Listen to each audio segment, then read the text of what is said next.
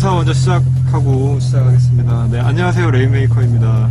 안녕하세요, 앤서니입니다. 네, 자, 오늘은 유튜브 제 영상을 보시고 앤서니 님이 연락을 주셔가지고 제가 같이 이제 차도 한번 타보면서 여러가지 수동 혹은 뭐 운전에 관련된 얘기를 좀 해보려고 사시는 곳까지 찾아왔고요.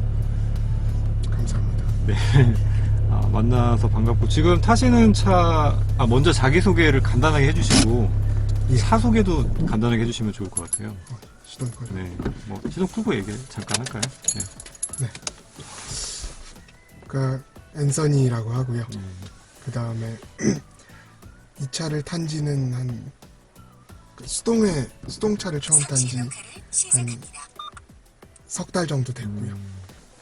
그 다음에 주행거리는 한 8,000km 정도 운행을 했고, 그 수동차를 타기 전에 이제 레인메이커님 영상을 보면서 많이 익혔고요.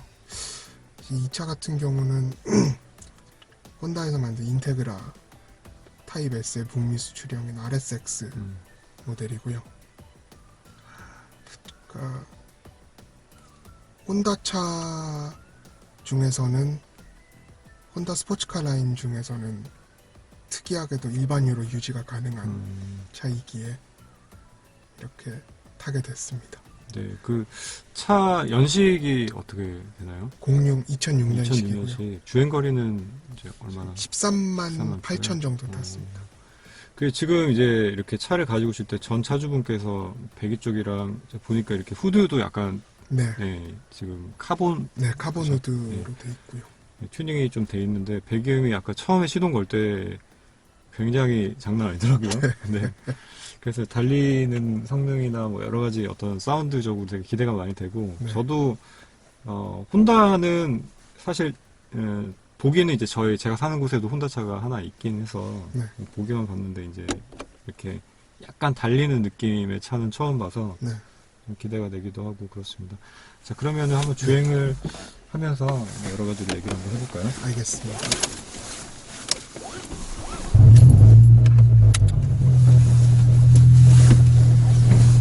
타고 다니면 좀 시끄럽습니다. 이런 배기음이 사실 차 좋아하는 사람들한테는 사운드죠. 그쵸? 네. 오히려 이렇게 막 소리 좀 중저음으로 내고 튜닝하는 분들도 계십니다.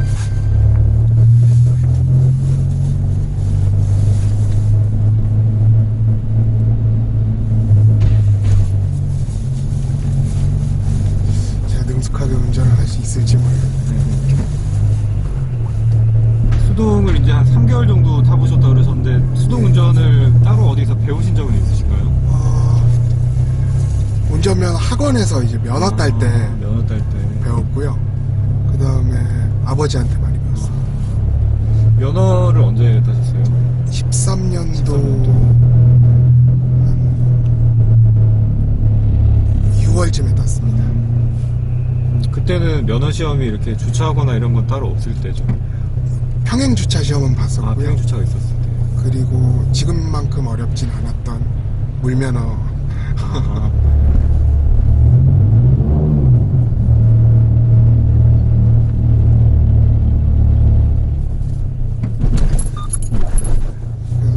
그래서 그런가 첫 차를 운전했을 때 되게 이리저리 많이 바뀌기도 했었고요. 특히 주차할 때 많이 어려웠어요.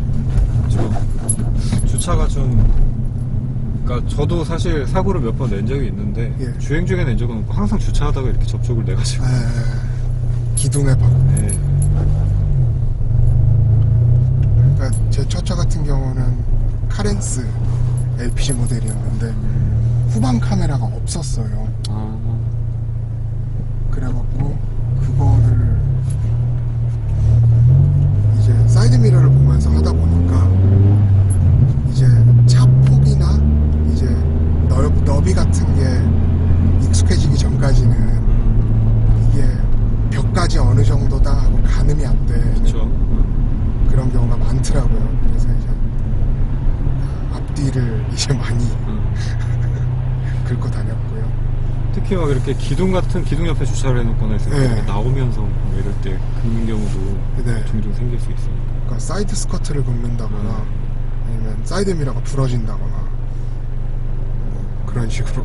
지금 이 차도 차체가 되게 낮은 지금 서스펜션 튜닝이 돼 있어서 네. 그런 것 같은데 네. 그 방지턱 넘거나 할 때 좀 네. 약간 곤란하거나 그랬던 적은 없어요? 많죠. 근데 그건 이제 일반 차고처럼 이렇게 직진으로 해서 넘으면 안 되고, 옆으로. 예, 많은 분들이 아시면 사선으로 이렇게 네. 타고 넘는 방법이 그거밖에 대책이 없는 것 같습니다.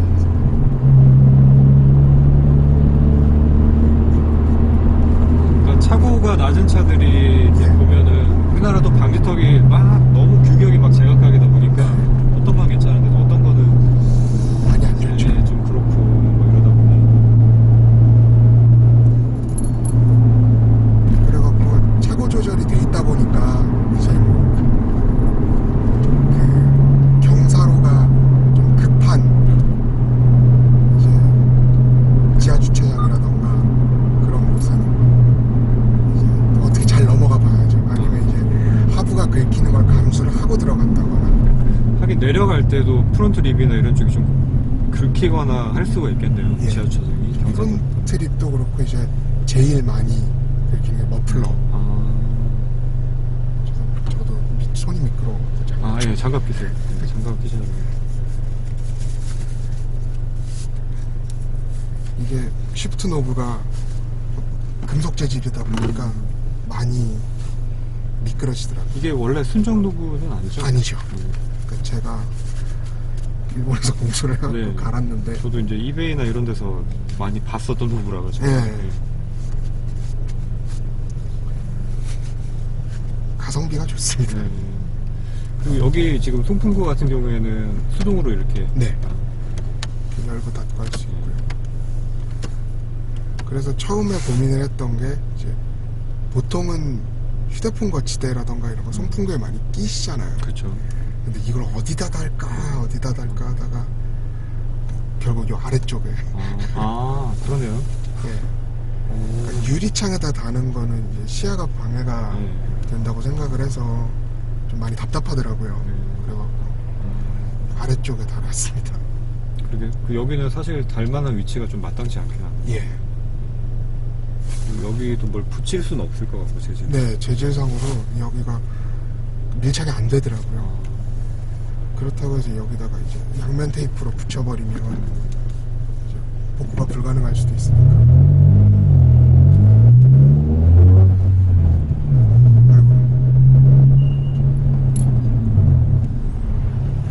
저런 분들 많으시죠.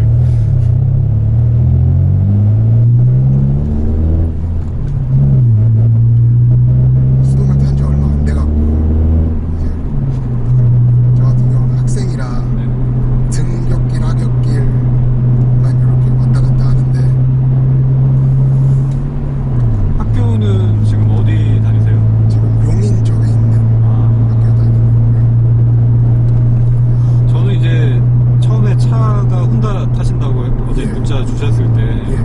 이제 가끔씩 뭐 미국이나 이런 쪽에 유학생활 하시다가 거기서 타던 차를 그대로 가지고 들어오시는 분들이 계시더라고요. 예, 예, 맞죠. 그래서 그런 케이스인가라고 생각을 잠깐 했었어요. 아, 왜냐면 예. 죄송합니다. 그 차를 제가 산 거죠. 네. 그래서 왜냐하면 이제 수동차 같은 경우에 한국에 정식 루트로 수입되는 거는 진짜 제가 알기로 딱 몇 개밖에 없으니까. 예, 그렇죠. 얼마 전에 한 두세 달 된 것 같은데 제가 원엠 아시죠? BMW. 아, 예, 원해. 그거를 한번 타봤었거든요. 네. 근데 어떠셨나요? 일단 처음으로 되게 놀랐던 거는 이게 380마력 정도 나오는 차니까 고출력이잖아요. 제 상식에서 고출력 차들은 클러치도 되게 무겁고 이 변속하는 감이 좀 무거울 거라고 생각을 했는데 둘 다 전혀 아니었어요. 클러치도 되게 가볍고 변속하는 감각도 너무 부드럽더라고요. 그리고 뭐 차가 나가는 거는 뭐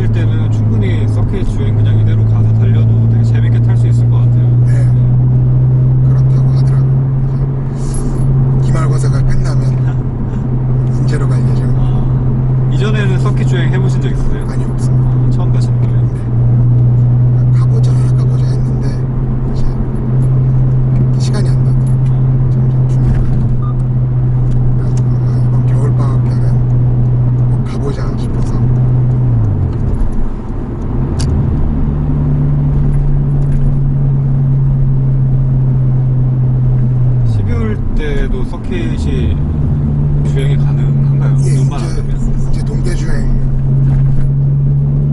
세션이 있고요.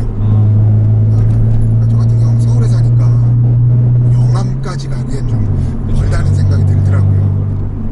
그래갖고 이제 정보 알아보고 이제 만약에 아세토나 그런 걸로 레이싱 게임도 좋아하세요? 예, 좋아합니다.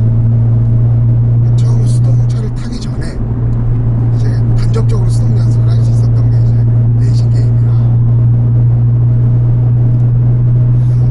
저도 레이싱 게임으로 이제 대리만족을 많이 하다 보니까 예, 그 집에 휠도 가지고 있겠네요. 휠, 예. 레이싱 휠. 어떤? G17 가고 있습니다. 저랑 같은 거 쓰시네요. 예. 그게 제일 가성비가 좋죠. 네, 그렇죠. 그럼 거기서 이제 인제 맵을 다운을 받아서 하긴 아세토 코르사는 그 맵을 되게 여러 가지 국내에도 그 서킷들 랩을 다 다운받아가지고 예. 사용을 할 수 있다고. 되게 신기해요. 영암도 있고. 저는 이제 그란 투리스모를 지금 하고 있는데 예. 아세토 코르사는 좀 실차랑 비교해봤을 때 어떠셨어요? 게임이? 일단 클러치감이 아무래도 좀 비현실적이죠. 그렇죠. 이 특성상 네. 더 좋은 라인으로 가면 이제 어떻게 될지 모르겠는데 G17 측면에서는 클러치감이 굉장히 넓고요. 그 다음에 타는데 횡주라던가 가속감이 안 느껴지다 전혀 안 보니까 느껴지니까. 그게 이제 현실이랑 매치시키기 되게 어려웠는데 이제 변속 타이밍이라던가 네. 이제 핸들링 감각이라던가 이런 거 같은 경우는 되게 도움이 많이 되었던 것 같습니다. 이렇게 차량 움직임이나 이런 것들은 어느 정도 이렇게 현실감이 조금 느껴지시던가요? 현실감이랄 건 조금 없었어요. G27에서는. 그러니까 그 아세토 코르사라는 게임도 그렇고 모든 시뮬레이션 게임이 그럴 거예요. 현실감은 없었고 저 같은 경우는 이제 게임보다는 실제로 운전하는 걸 좋아하는 편이라 게임을 한다기보다는 현실에서 이제 연관도 되니까 그 친구들 수동이고 그리고 뭐 펀드라이빙을 하기에는 지금 사실 이 정도만 해도 최상의 어떤 차인 것 같거든요. 제가 느끼기에는. 되게 운이 좋았습니다. 그러니까 국내에서 보기 힘든 차인데 네. 어쩌다 보니까 이제 딱 데리고 오게 돼서 그러면 이제 보통 한국에 정식 수입되는 차가 아닌 경우에 이렇게 자기가 그 차를 가지고 오게 되면 보통 AS라던가 뭐 이런 부분에서 조금 어려움을 겪는 분들이 많이 있는 걸로 예, 제가 알고 맞죠. 있거든요. 그러면 지금 이제 차를 가지고 오신 다음에 뭐 이렇게 수리를 하시거나 하실 때는 어떤 식으로 하셨어요? 수리를 한다거나 할 때는 이제 그냥 똑같이 카센터에 들고 가서 네. 이제 혼다 코리아에는 부품 발주를 넣어놓고요. 그 부품이 도착하면 이제 수리를 하는 식으로. 그러니까 이제 교환해야 되는 부품이 뭐가 있다 그러면은 예. 발주는 이제 혼다 코리아를 통해서 해서 부품을 갖고 수리는 이제 뭐 수입사 좀 잘 봐주는 그런 곳에 가서 하는 식으로. 그런 식으로 진행을 하는데 이제 혼다 코리아에 가서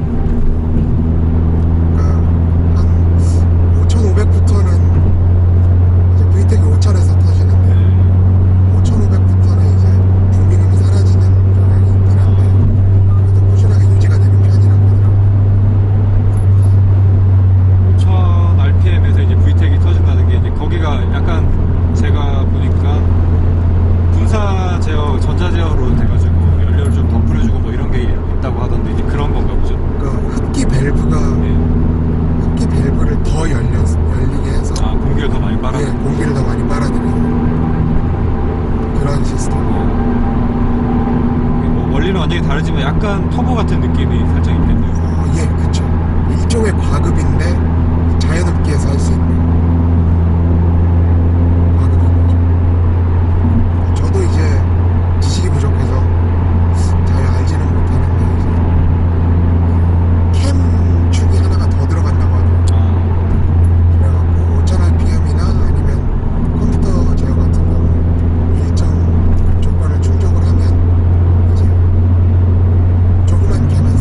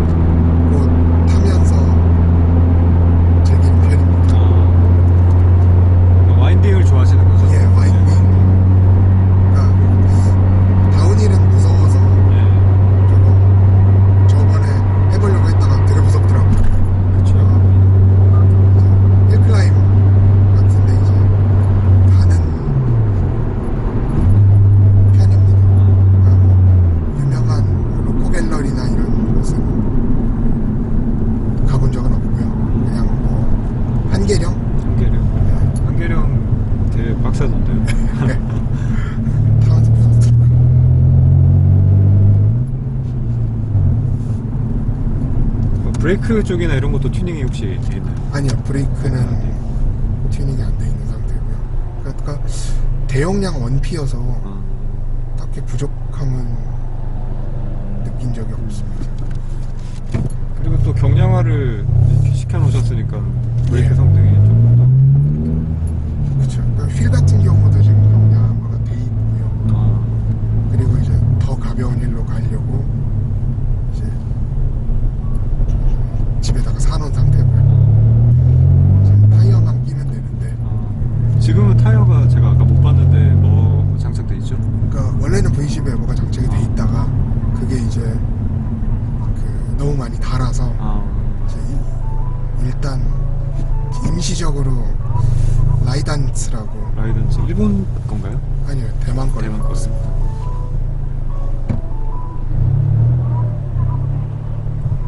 내비선에서는 안 막힌다 그랬는데 막히네요. 지금 여기도 공사를 하고 있나 봐요. 예.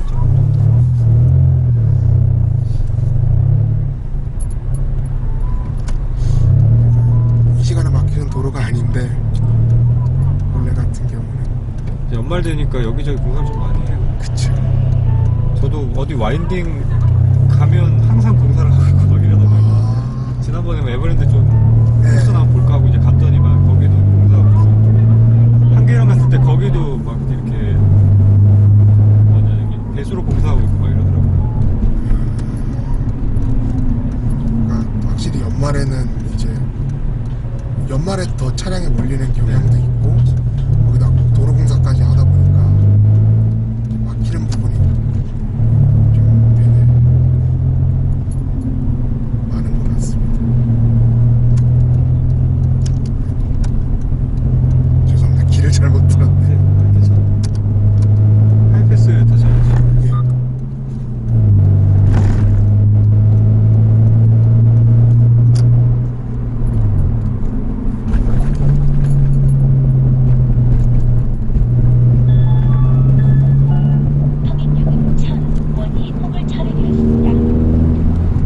일상적으로 타고 다니시면서 이제 이 승차감이나 이런 거는 괜찮으셨어요? 지금 제가 타기에는 좀 딱딱한 느낌이 살짝 들긴 하는데 많이 딱딱합니다. 제 기준에서도 많이 딱딱한데, 일단은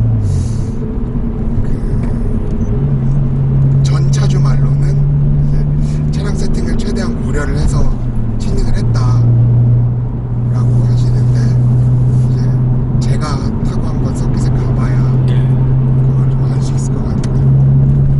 서스펜션이 혹시 뭐 감쇄력이나 뭐 차고 조절되는 타입이에요? 아니, 전 차주 말로는 서스펜션은 순정이고 거기다 다운스프링만 스프링만. 꼈다라고 하더라고요.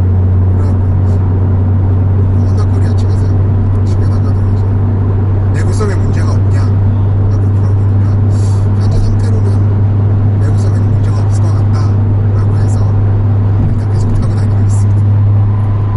이게 이제 범프 같은 거 만약에 좀 세게 치시거나 할 때 마운트 치는 소리라는 게 만약에 들리신다 그러면은 스프링을 교체를 하시는 것도 고려를 하셔야 될 수도 있어요. 예, 그쵸. 이 내구성 문제가 있으니까. 그래서 지금 순정 스프링을 집에다가 항시 놔두고 있는 상태입니다. 조금만 이상한 점이 있으면 바로 순정 스프링을 바꾸려고. 근데 저도 뭐 승차감은 좀 딱딱한 걸 좋아하는 편이기도 하고 보통 젊은 분들은 물렁물렁한 것보다 좀 딱딱한 걸 좋아하시기도 하고 네. 요즘에는 국산 차들도 좀 승차감이 예전에 비해서는 좀 딱딱하게 나오긴 하더라고요. 그쵸. 근데 이따가 이제 제 차를 타보시면은 또 아마 느끼게 되실 테지만 제 차는 그냥 순정 상태인데 물론 이것보다는 물렁하긴 한데 그래도 좀 딱딱한 편이에요. 근데 적정선 아마 여기서 순정 스프링으로 바꾸시면은 조금 그런 느낌에 가깝지 않을까라는 생각이 들긴 하거든요. 그러면 튜닝을 하신 건가요? 아직 저는 이제 튜닝이 돼 있는 거는 지금 출력 쪽은 전혀 안 돼 있고 이 시프트, 퀵시프트로 튜닝이 돼 있고요. 아, 퀵시프트. 네, 그리고 하부에 언더바 하나 장착돼 있고 X 그거 말고는 없습니다. 하체 보강을 그래도 하셨네요. 네, 했는데 이제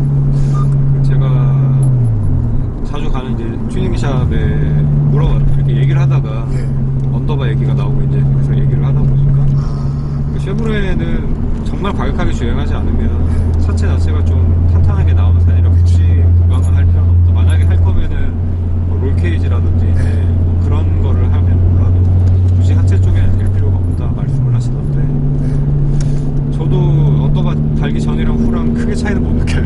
못 느끼세요? 그냥 좀 방지턱 넘을 때 좀 더 충격이 크다 정도밖에 안 느껴져요. 그게 충격이 커지나요? 언더바는? 이게 밑에 무게가 약간 증가하니까 좀 그렇지 않을까. 그냥 추측만 그렇게.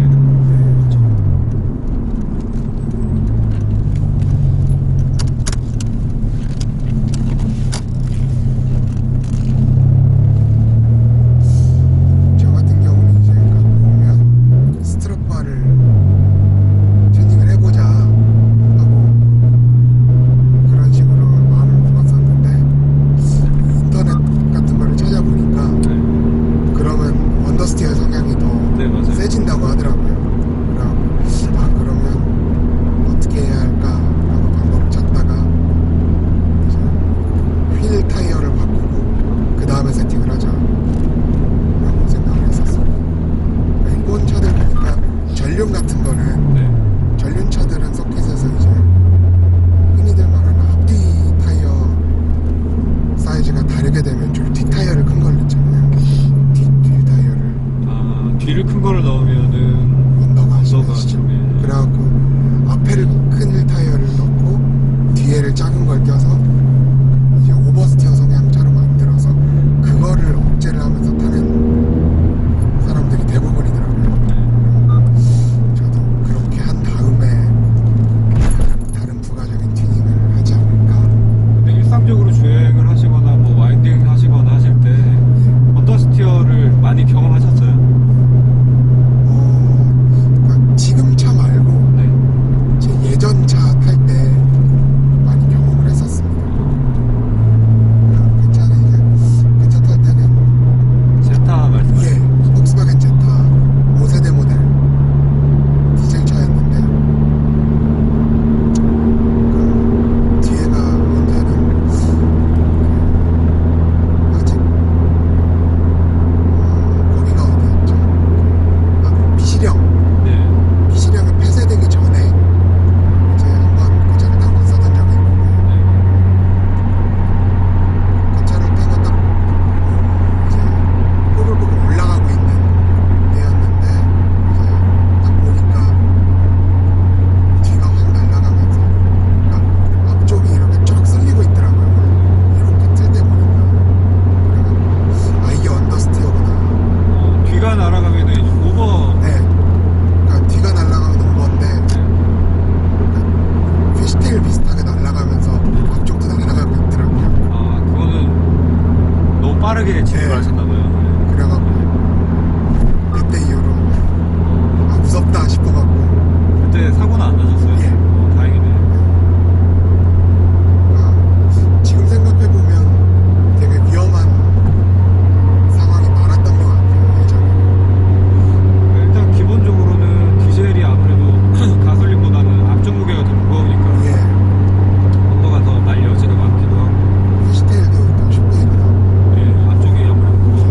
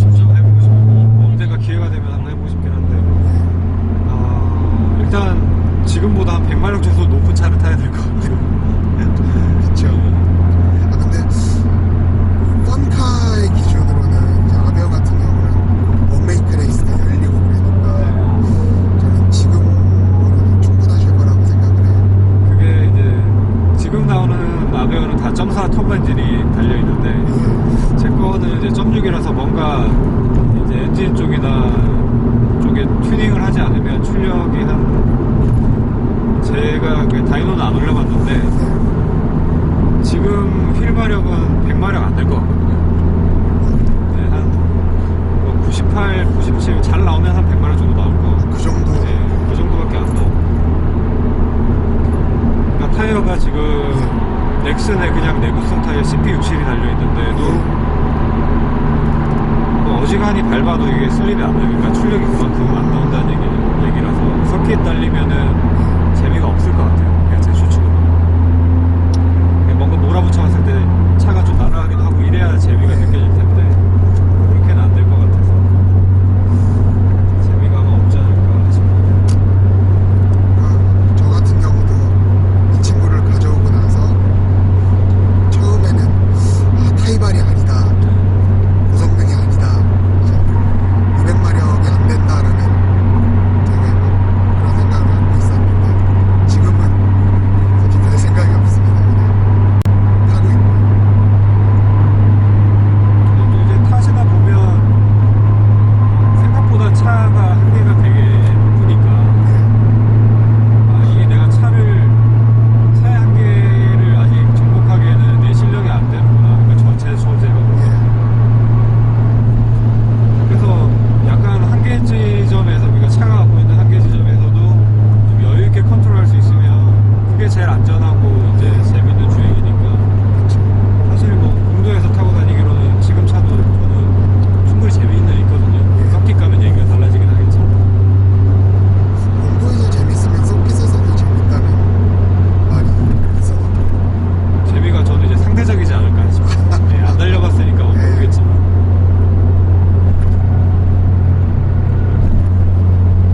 그래도 수동 콘텐츠 하시는 거 보면서 이제 하중이동이라든가 이제 아니면 와인딩 하시고 저기 산타님이랑도 네. 그렇게 타보시고 했는데 그거 보면서 되게 재밌겠다라는 생각을 많이 했었거든요. 네, 어필은 정말 재미가 일단 없고요. 출력이 안 나와서 어필은 정말 재미가 없고. 와인딩에서는 다운힐은 그래도 재미가 있는 편이에요. 가벼우니까. 네.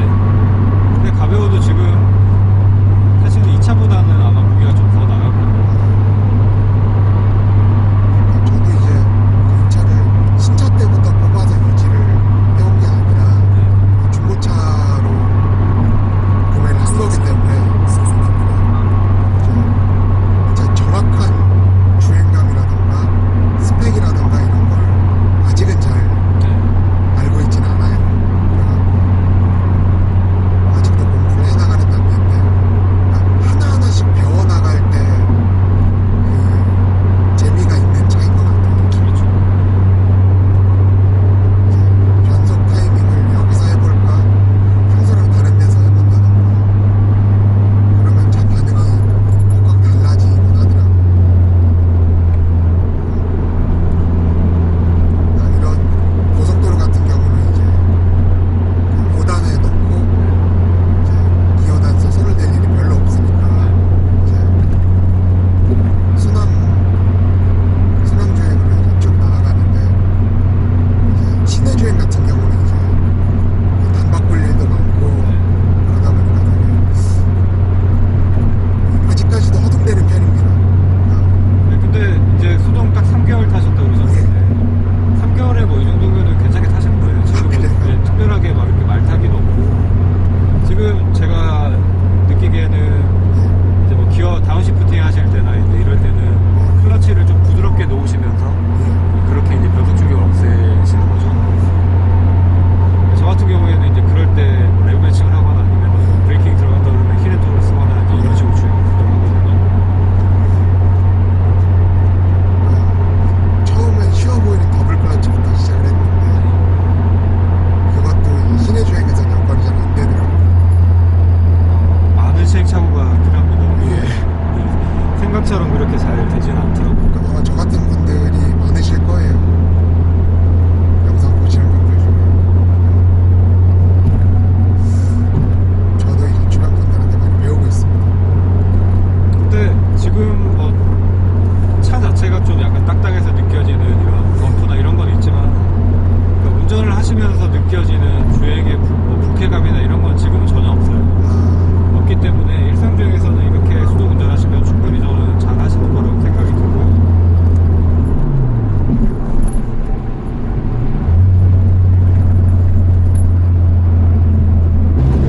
처음에는 이제 클러치를, 그러니까 다운시프팅을 할 때 클러치를 언제 넣어야 되나, 그리고 브레이크는 어느 타이밍에 떼야 되나, 이런 걸로 상당히 많이 고민을 했던 것 같습니다. 페달 하나 더 있는 건데, 클러치 하나 때문에 진짜 많이 다르죠. 네. 자동이랑. 정말 많이 들어요.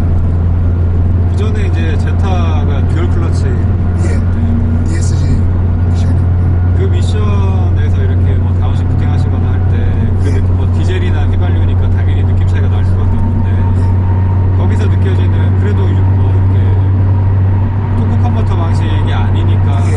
느껴지는 그런 직결감하고 수동하고 비교해 보셨을 때 예, 많이 다른가요? 많이 다르죠. 많이 달라요. 그러니까 제가 이제 처음, 그러니까 그냥 드라이브에 놓고 달리다가 이제 살짝 ECU가 그게 멍청하게 들어갔었나 봐요. 그래갖고 1단, 2단, 3단에서 되게 많이 불편했었던 기억이 있거든요. 그러니까 불편하다라는 게 변속 충격이 느껴지죠. 변속 충격도 느껴지고 2단에서 가고 있을 때 말도 타고, 그래갖고 그때 처음으로 팁트로닉으로 돌려갖고 운전을 했던 기억이 있는데, 그거 같은 경우는 되게 엔진 브레이크가 이질적으로 세게 걸렸던, 그러니까 감속을 하면서 엔진 브레이크를 이렇게 딱딱 내리는데도 상당히 이질적으로 되게 막 앞으로 이렇게 훅 쏠리는 쏠리는 느낌 받으면서 했는데, 이제 수동을 타고 나니까 아, 그게 되게 컴퓨터에 의해서 이질적으로 만들어진 거였구나 라고 생각이 들더라고요. 그러니까 이제 변속하는 그 프로그램 변속기 프로그래밍이 좀 세련되지 못했나 보네요. 네. 예, 기계적으로는 큰 문제는 없었던 것 같아요. 예. 그러니까 근데 흔히들 유리 미션이라고 많이 하는데, DSG 미션, 왜냐하면 부품수도 워낙 많이 들어가고, 그리고 그렇게 부품수가 많이 들어가고 작동 구조가 복잡한 만큼 내구성이 이제 10만 킬로를 넘어가게 되면 별로 안 좋다. 이제 미션이 흔히들 달린다라는 거죠. 그렇게 되면 이제 수리비 같은 것도 많이 들게 되고, 그리고 트윈 듀얼 클러치가 폭스바겐이 한 4,500 정도 이상인가요? 예, 한 6, 700 정도로. 700이면 뭐 저도 심심해서 이제 오일 갈러 서비스 센터 갈 때 물어봤었거든요. 혹시 미션이 나가게 되면 수리비가 어떻게 되냐, 대략적으로. 미션을 아예 갈게 되면 한 700 정도가 든다 라고 말씀을 하시더라고요. 그런 거라면 저는 DCT 장착된 차 타고 서킷은 못 들어갈 것 같아요. 수동이야 뭐 그냥 아무리 비용이 많이 들어도 200은 안 넘길 텐데. 예, 그쵸. 오버홀을 한다고 해도 150. 근데 이제 뭐 한 2000년대 초반부터인가 이제 나오는 예. 수동차들은 예. 플라이휠이 듀얼 매스 타입이라 가지고 아, 예. 그거는 교체 비용이 좀 비싸긴 하다고 하더라고요. 근데 그래도 200 미만으로 되는 거니까. 이거 같은 경우는 이제 2000년대 중반에 나온 차임에도 불구하고 싱글이거든요. 아, 보니까 타이발에도 싱글이 들어가더라고요. 플라이휠이. 그렇죠. 직결감은 싱글이 확실히 그러니까 듀얼이 이제 들어가주면 거기서 충격을 한 번 더 먹어주는 예. 거니까 변속 그러니까 승차감은 더 좋아질지 모르지만. 그러니까 지향하는 점이 다른 것 같아요. 네. 아무래도. 근데 저는 사실 지금 전자장비들이 막 차에 많이 개입하는 게 그다지 좋아하지 않아서 예. 수동을 타는 이유도 그렇기도 하고 또 변속기가 정말 똑똑한 변속기가 탑재된 차는 좀 다르겠지만 예. 그러니까 일반적인 자동 변속기는 수동하고는 비교가 안 된다고 생각합니다. 그렇죠. 그러니까 요새 이제 사람들이 이제 자동 변속기가 수동을 넘어섰다라고 얘기를 하는데 이제 운전을 하나의 취미의 영역으로 보고 이제 재미로 따지게 된다면 저는 아직도 수동 변속기가 우위에 있지 않나 이런 생각을 하게 되네요. 탄질한 말이겠지만. 사실 뭐 운전 잘하는 사람이면 수동타나 자동차, 아니 자동이 아마 더 빠를 거예요. 자동이 변속하는 속도 자체는 뭐 DC대가 훨씬 빠르니까. 예. 근데 이제 운전 재미로 따지면 말씀하셨듯이 뭐 클러치를 다루는 거 뭐 이런 것부터 시작해가지고 예. 여러 가지 기술들이 들어갈 때 느낌이나 이런 것들이 수동이 훨씬 재미가 있죠. 그러니까 일단 부모님부터 이제 뜯어 말리셨어요. 아 수동 왜 사냐 이렇게. 이제 오른쪽 무릎 안 좋아진다. 이제 아버지께서도 내가 젊을 때 수동을 몰아서 지금 왼쪽 무릎이 안 좋다. 근데 진짜 수동만 한 20년 정도 운행을 하신 분이거든요. 그래갖고 그렇게 했는데 이제 결국 제가 막무가내로 해서 이 자체를 팔고 이제 알바비를 더해서 샀죠. 이 친구를. 사고 나서 이렇게 후회 보신 적 없어요? 타이발이 아니라는 컴플렉스라는 건 있는데 이제 근데 냉철하게 생각을 해보면 이제 고급유를 주유를 하게 되면 그때부터 감당이 안 되겠다 싶더라고요. 그래갖고 일반으로도 유지할 수 있는 장점이 있어서 이 친구 타고 예전엔 후회를 했었는데 지금은 후회되는 게 없습니다. 수동 자체라는 거에 대해서 후회해 보신 적은 없어요. 없으세요? 그건 단 한 번도 없습니다. 저는 후회해 본 적이 전혀 없을 거라고 생각을 했는데 후회할 일이 없을 거라고 생각을 네. 했는데 한 2번 정도 후회를 해본 적이 있어요. 언제냐면은 예전에 연휴 끼고 이제 엄청 사람들이 많이 놀러 가던 시즌에 예. 그때 제가 부여 어딘가 이제 서울에서 내려가는데 네. 그때 차가 너무 많이 막혔어요. 그래서 10시간을 못 쉬고 운전을 한 적이 있거든요. 그때는 정말 내가 수동 산 걸 엄청 후회를 했는데 그랬던 적이 한 2번 정도 있었거든요. 그때는 정말 후회를 많이 했었고 그거 말고는 저도 후회한 적은 한 번도 없어요. 저도 정체가 끼게 되면 어떻게 될지는 잘 모르겠는데 한 2시간 정도 이상 만약에 정체가 되는 상황에서 운전을 계속 예. 지금처럼 하신다 그러면은 예. 약간 후회가 조금 드실 수도 있을 거예요. 3시간 정도를 해본 적이 있는데 그러니까 그 가족끼리 이제 강릉이라던가 강원도 쪽을 자주 가는 편이라 네. 이제 가족끼리 갈 때 이제 부모님은 차 한 대로 가시고 저 같은 경우는 이제 혼자 운전하는 거 좋아하니까 제 차를 몰고 와라 라고 부모님께서 그러시더라고요. 한번 시험도 해볼게요. 그때가 아마 첫 장거리였어요. 아, 차를 사고 한 일주일 정도 된 시점이었는데 그때 이제 그 새로 뚫린 서울 양양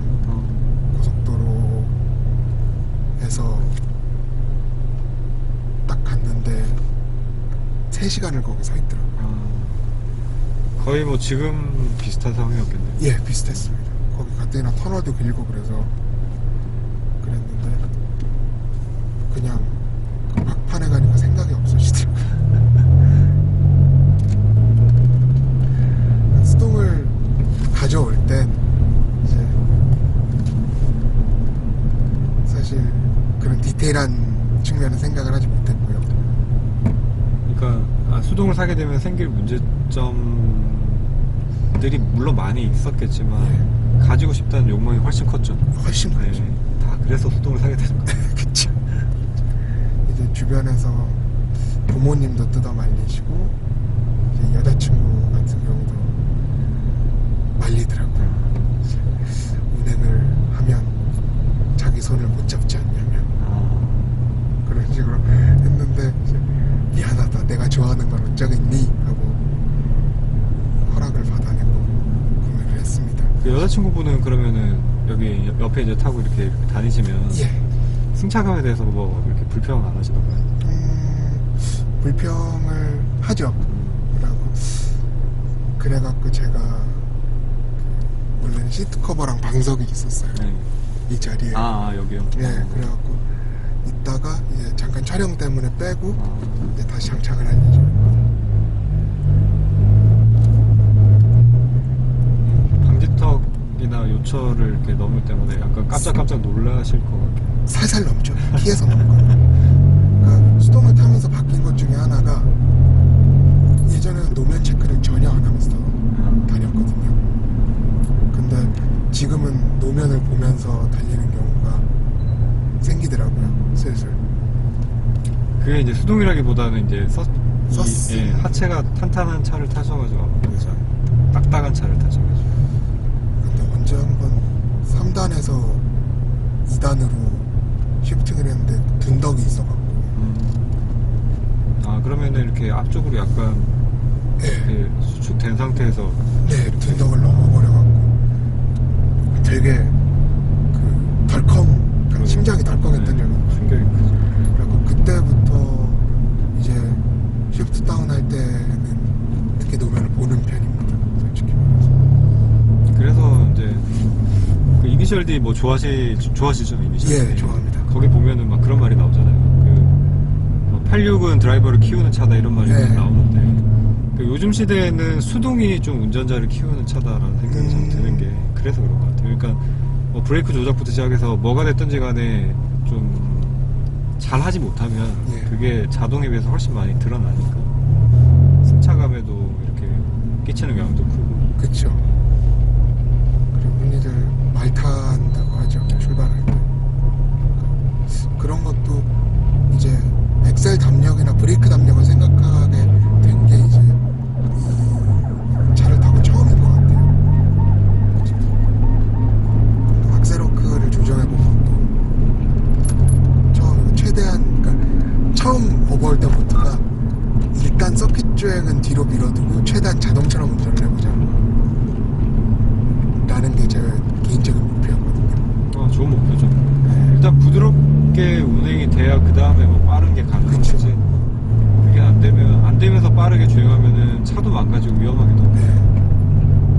그리고 산타님과 같이 진행하셨던 네. 산타님 같은 경우는 그분이 그런 말씀을 하시더라고요. 그러니까 그 전에 인터뷰 영상 댓글에 비성숙자가 몰게 되면 차가 이상해진다. 네. 그래서 천천히 주행하는 게 중요하다고 또 얘기를 들어봤고 맞는 말 같다 싶더라고요.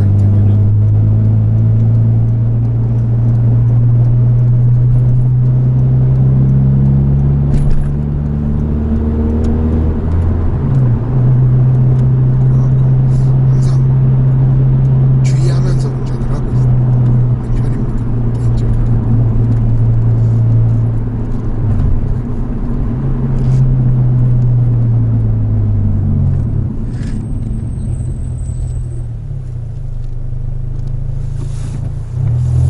근데 하나만 수동에 대해서 여쭤보고 싶은 게 있는데 네. 가끔가다 기어가 단이 잘 안 들어갈 때가 있잖아요. 그렇죠. 특히 이제 뭐 맹간 시동 네. 시나 아니면 겨울에 좀 그런 경우가 많죠. 예. 그리고 미션 오일이 달궈지지 않아서 그렇다 네. 라고 얘기를 들었는데 그럴 때 레이마크님은 어떻게 대처를 하시는지. 일단 뭐 가장 기본적으로는 첫 시동 걸고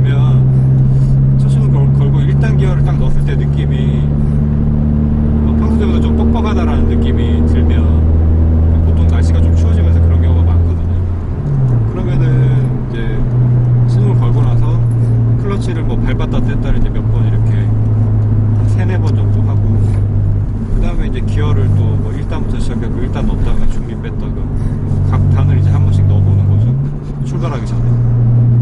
그런 과정을 몇 번 거치고, 그러니까 약간 그게 이제 부품들이 이제 출발할 준비를 해라, 약간 네. 그런 의미로 아, 그렇게 해보고, 그 다음에 이제 출발을 하고 나서도 평소 때보다 기어를 넣는 타이밍을 조금 더 부드럽고 천천히 가져간다든지 그런 것들을 좀 하면, 그리고 이제 열 받으면 대부분 괜찮았어. 네. 근데 만약에 열 받았는데도 뭔가 좀 상태가 안 좋다 그러면은 그거는 이제 미션에 문제가 있는 거예요. 문제가 있을 확률이죠.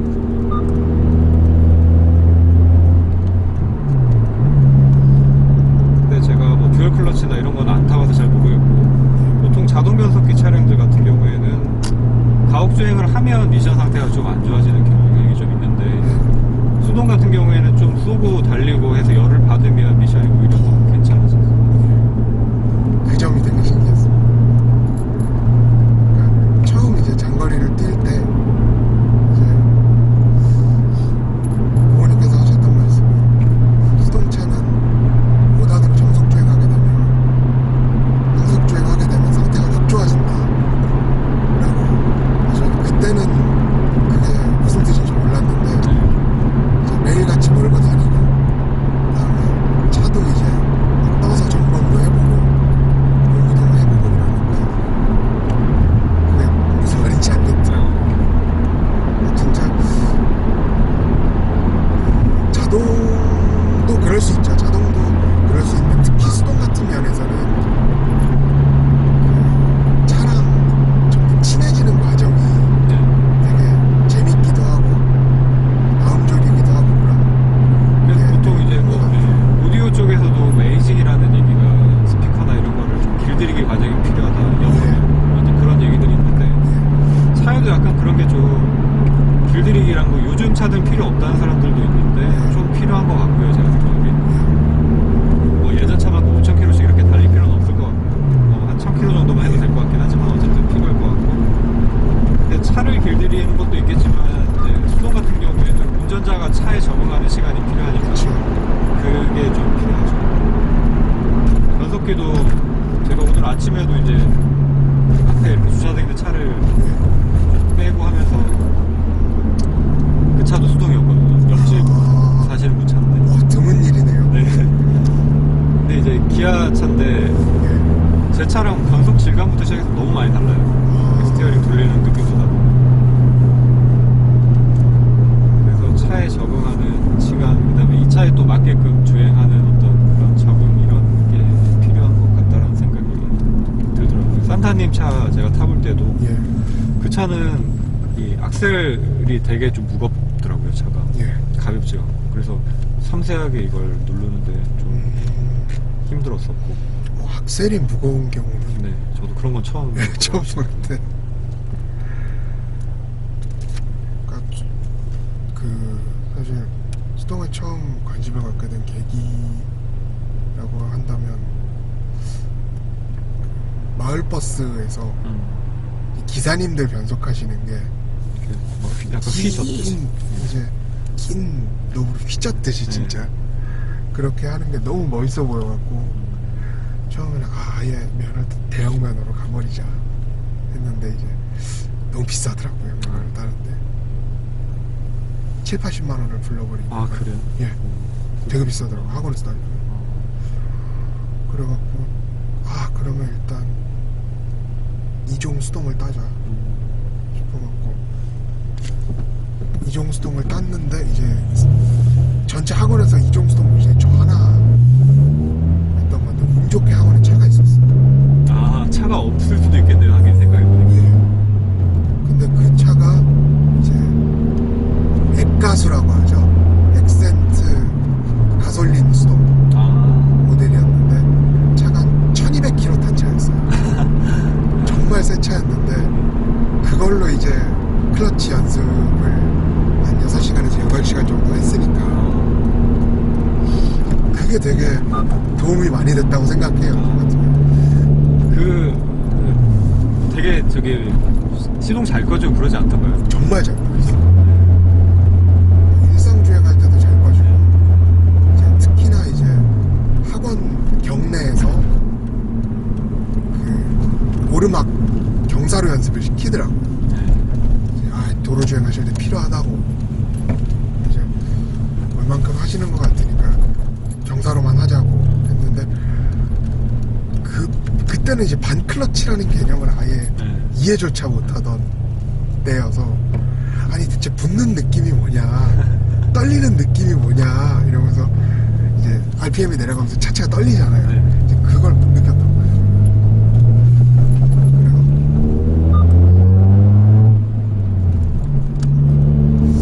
그런 식으로 그 차로 이제 연수를 했기 때문에 하긴 좀 더 어려운 차를 해보시면 예. 상대적으로 다른 차들이 좀 쉬워지는 경향이 있죠. 그래갖고 듣기로는 디젤은 수동이 잘 안 꺼진다고 하더라고요. 맞아요. 네, 디젤은 토크가, 그러니까 시동이 꺼지는 이유 자체가 예. 그러니까 출발하는 정도의 이제 낮은 RPM에서 토크가 휘발유가 약하기 때문에 그러니까 차를 견인을 해야 되는데 차 무게를 감당을 못하니까 시동이 꺼지는 거거든요. 잠깐 저쪽 유턴. 네네. 근데 이 친구로도 연습을 했었는데 아무래도 그 운전면허 연수 차량보다는 훨씬 덜 꺼지는 게 네. 있더라고요. 토크가 아마 그 차보다는 그래도 훨씬 좋을 테니까. 이게 매핑도 된 차량이라고 하던가요? 이게요? 네. 아니요. 매핑은 안 되고 그냥 배기랑 흡기 쪽만. 흡기, 배기, 그 다음에 경량화라 그러죠. 휠이랑 후드 이런 식으로 들어가 있다고 알고 있습니다. 또 모르죠. 이제 제가 모르는 숨겨진 튜닝이 있을지. 보통 이제 흑백이 이렇게 손을 대시면은 매핑을 같이 하시는 경우가 많아서. 예. 혼다 차 같은 경우는 매핑보다는 엔진에 손은 대는 경우가 많더라고요. 수동 모델 같은 경우.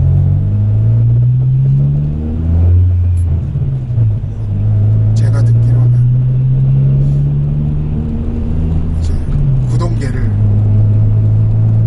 이제 가변 밸브를 아예 그냥 없애고 하이캠으로 만들지. 그거 같은 경우는 이제 VTEC이 항상 터지는 상태에서 다니는 거겠죠. 그런 식으로 서킷 타시는 분들 중에는 VTEC을 포기하시고 그쪽으로 가시는 분들도 있다라고. 전륜 같은 경우에는 이제 출력이 뭐 한 250 넘어가고 뭐 이러면은 요즘 차는 잘 없다고는 하는데 토크 스티어 생기고 그 다음에 뭐 언더스티어 아무래도 많이 생길 수밖에 없고 이제 그런 부분 때문에 서킷 주행을 좀 하는 모델들은 LSD를 장착을 하는 경우도 많고요. 순정으로 뭐 시빅 타이발 같은 거는 그냥 아예 순정 상태에서 LSD가 장착이 돼가지고 나오더라고요. 그게 장착이 돼 있으면 조금 언더가 덜 하다고 하더군요. 저도 안 타봐서 모르겠지만.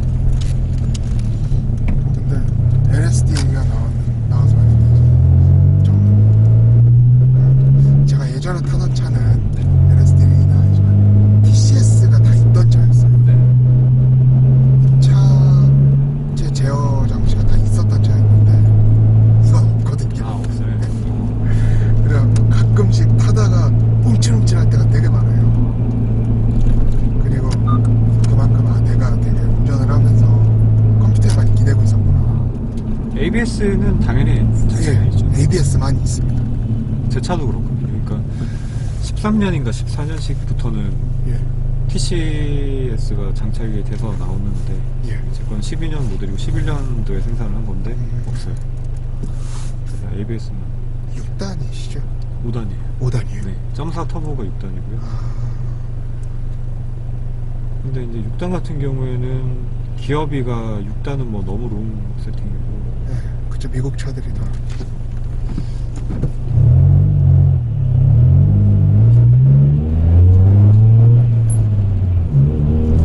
보통 1단에서 2단으로 이제 업시프팅 할 때 예. 이때 이렇게 약간 느껴지는 변속 충격이나 이런 것들은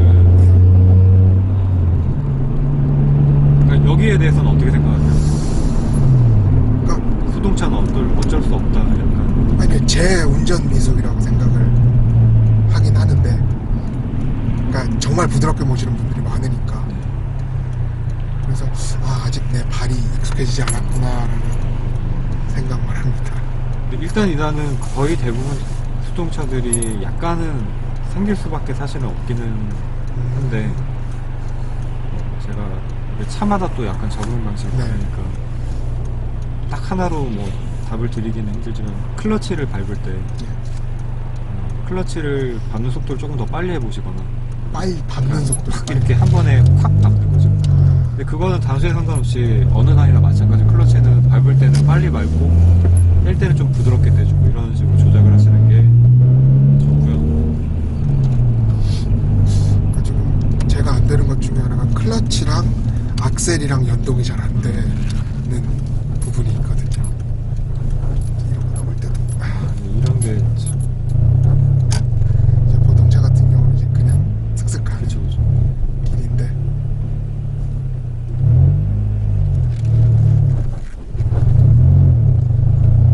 시동코가 좋죠. 그리고 이제 이게 스로틀이 기계식 스로틀, 옛날 차들은 이제 기계식 스로틀이 장착이 되어 있거든요. 예. 차 같은 경우에는 그 리스폰스가 전자식에 비해서는 훨씬 좋고 예. 그럴 경우에는 좀 덜할 것 같은데 이제 전자식 같은 경우에는 내가 악셀 밟는 타이밍이랑 떼는 타이밍에 조금 렉이 있네. 네, 그러니까 지연 시간이 있어가지고 그것 때문에 이게 변속 충격이 생기더라고요. 그러니까 제 차가 지금 그렇거든요. 이거 같은 경우는 와이어 네, 와이어 방식이면 이제 진짜 덜하게 될 것 같아요. 덜 한데 제가 이제 정작 제가 이제 컴퓨터 그로 스로틀 가이드가 열리는 차를 타본 적이 없어갖고 수동차를 타본 적이 없어서 그게 어떤 느낌인지는 잘 모르겠어요. 이게 제 수동이자 가솔린 첫 차라 네. 이런 식으로 움직여야 될지는 잘 모르겠는데 이따가 초반에 약간 멍한 느낌이 살짝 뭐 이따가 레이메이커님 차 타보면 답이 나오지 않을까 싶습니다. 제가 지금은 이제 거기에 뭐 어느 정도 적응을 해가지고 그냥 그걸 감안을 하고 운전을 하긴 하거든요.